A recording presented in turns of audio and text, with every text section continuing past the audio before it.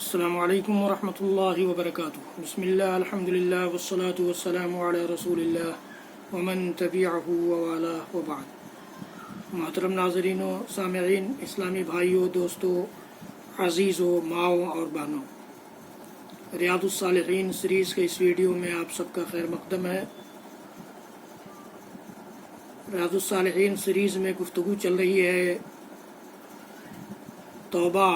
کے سلسلے کی، یعنی حدیثیں توبہ کی گزر رہی ہیں۔ ان میں سے اس کتاب کی 22ویں حدیث نمبر 22 میرے سامنے ہے،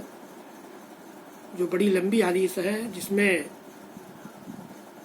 حضرت کعب بن مالک، ہلال بن امیہ اور مرارہ ابن الربیع، تین بزرگ اور جلیل القدر صحابہ کرام کی توبہ کا قصہ ہے۔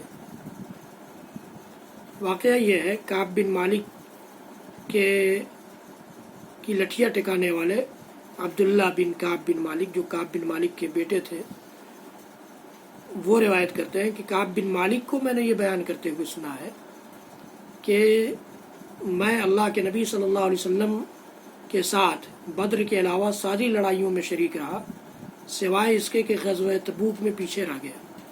حالانکہ اس وقت میرے پاس جسمانی صلاحیت بھی تھی، مالی صلاحیت بھی تھی، میرے پاس دو سواریاں تھیں۔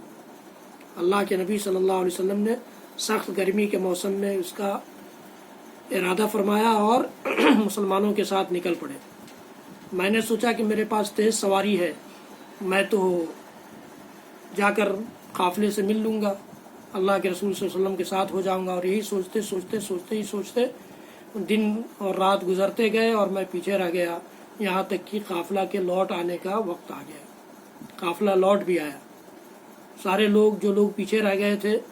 اس جنگ سے، اس غزوے سے، وہ لوگ مسجد نبوی میں انہوں نے حاضری دی، اللہ کے رسول صلی اللہ علیہ وسلم سے ملاقات کی، اور سب نے اپنا اپنا عذر پیش کیا۔ ان میں سے کچھ منافقین تھے جنہوں نے جھوٹا عذر پیش کیا، کچھ مسلمان تھے جنہوں نے اپنے بارے میں سچ بتا دیا۔ حضرت کعب بن مالک کہتے ہیں کہ میں نے بھی سچ کے علاوہ کچھ بیان نہیں کیا، میں نے کہا کہ اللہ کے رسول، ساری صلاحیتوں کے باوجود میں پیچھے رہ گیا ہوں، اس لیے میرے لیے توبہ کا راستہ ڈھونڈا جائے۔ اللہ کے نبی صلی اللہ تعالیٰ علیہ وسلم نے ان تینوں صحابہ کرام کو یہ حکم دیا کہ تم انتظار کرو یہاں تک کہ اللہ تعالیٰ کا حکم تم لوگوں کے سلسلے میں کچھ نازل ہو جائے، اور مسلمانوں کو اس سے باضابطہ بائیکاٹ کر دیا، سوشل بائیکاٹ کر دیا۔ نہ کوئی ان سے مل سکتا تھا، نہ کوئی بات کر سکتا تھا، نہ ان سے کوئی لین دین کر سکتا تھا، پوری طرح سے سوشل بائیکاٹ ان تینوں صحابہ کرام کا ہو گیا۔ کہتے ہیں کعب بن مالک کہ میرے دونوں ساتھی مرارہ بن ربیع اور ہلال بن امیہ تو مسجد نہیں آتے تھے، یہ لوگ معذور تھے یا عمر دراز تھے، لیکن میں ان میں سب سے زیادہ نوجوان تھا۔ میں مسجد نبوی میں آتا تھا، اللہ کے نبی صلی اللہ علیہ وسلم کو سلام بھی کرتا تھا،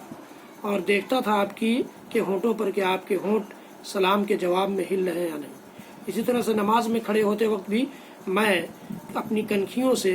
دیکھتا کہ اللہ کے نبی صلی اللہ علیہ وسلم میری طرف دیکھ رہے ہیں یا نہیں۔ جب میں اللہ کے نبی صلی اللہ علیہ وسلم کو دیکھنے لگتا تو آپ میری طرف سے چہرہ پھیر لیتے۔ بڑے سخت دن گزر رہے تھے، اور انہی دنوں میں ایک غسان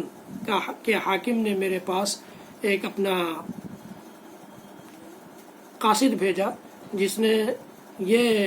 لکھ کر کے بھیجا خط میں کہ میں نے سنا ہے کہ تمہارے ساتھی نے تمہاری ساری وفاداریوں کے باوجود تمہیں چھوڑ دیا ہے، تم ایسے ساتھی کو ٹھکرا دو اور میرے ساتھ چلے آؤ۔ کہتے ہیں کعب بن مالک کہ میں نے اس خط کو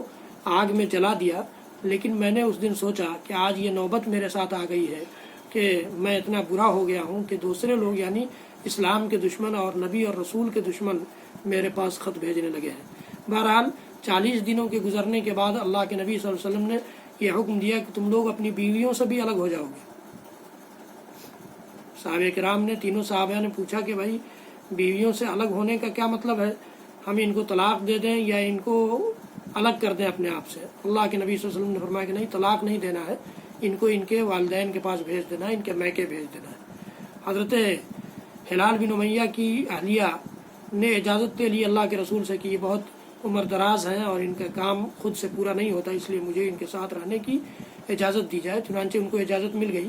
اور کعب بن مالک کو بھی لوگوں نے کہا کہ تم بھی چاہو تو اجازت لے لو، لیکن انہوں نے اجازت نہیں لی۔ اور اس طرح سے 50ویں دن کہتے ہیں کعب بن مالک کے فجر کے وقت جب میں اپنی چھت پہ نماز پڑھ کر کے بیٹھا ہوا تھا کہ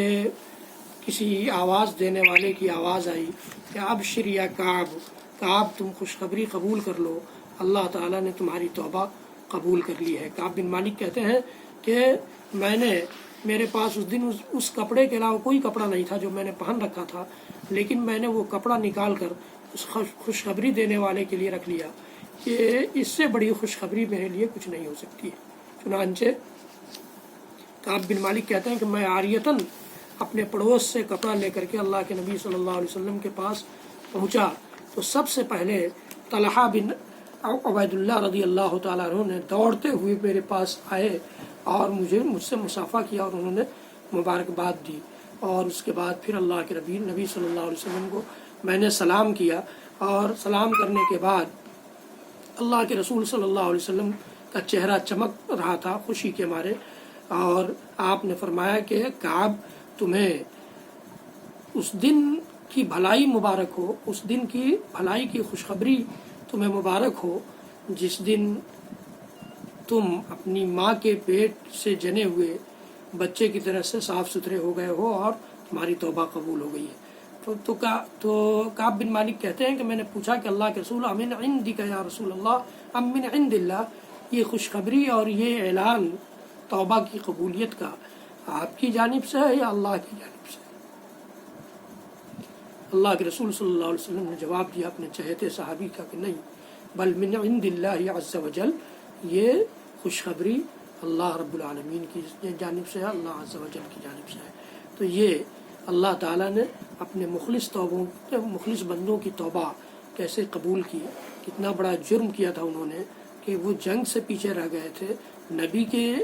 اعلان جہاد کے باوجود وہ جہاد میں نہیں جا سکے تھے، لیکن اس کے باوجود اللہ تعالیٰ نے ان کی توبہ قبول کی، ان کی توبہ میں سچائی تھی، خلوص تھا، للہیت تھی، اس لیے اللہ تعالیٰ نے ان کی توبہ قبول کر لی۔ یقین جانیے کہ ہم میں سے جو کوئی بھی اس طرح کی توبہ کرے گا اللہ تعالیٰ اس کی توبہ کو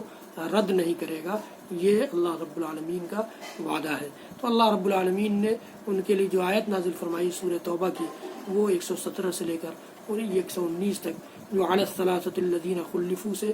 شروع ہوتی ہے، وکونوا مع الصادقین پر ختم ہوتی ہے۔ تو یہ سچ کی وجہ سے حضرت کعب بن مالک، مرارہ بن ربیع، ہلال بن امیہ کو نجات دی تھی اللہ تعالیٰ نے، ان کی توبہ قبول کی تھی۔ ان کے ہاں سچائی تھی، ان کے ہاں خلوص تھا، ان کے ہاں للہیت تھی، ان کے ہاں تقویٰ تھا، ان کے ہاں اللہ رب العالمین کی سے متعلق وفاداری تھی، محمد رسول اللہ صلی اللہ علیہ وسلم کے ساتھ وفا شعاری ان کے رگ رگ میں بیٹھی ہوئی تھی، اس لیے اللہ تعالیٰ نے ان کی توبہ قبول فرمائی۔ ہم بھی اگر اپنی عادت ایسا بنا لیں گے تو یقین جانیے کہ ہماری توبہ بھی قبول ہوگی۔ حضرات گرامی، اس ویڈیو کو زیادہ سے زیادہ لوگوں تک پہنچائیے، شیئر کیجیے، اور میرے چینل کو سبسکرائب کیجیے، بیل آئیکن ضرور دبائیے، لائک بھی کیجیے۔ وصلی اللہ تعالی علی نبینا محمد وعلی آلہ وصحبہ وسلم۔ سبحان ربک رب العزۃ عما یصفون وسلام علی المرسلین والحمد للہ رب العالمین، والسلام علیکم ورحمۃ اللہ وبرکاتہ۔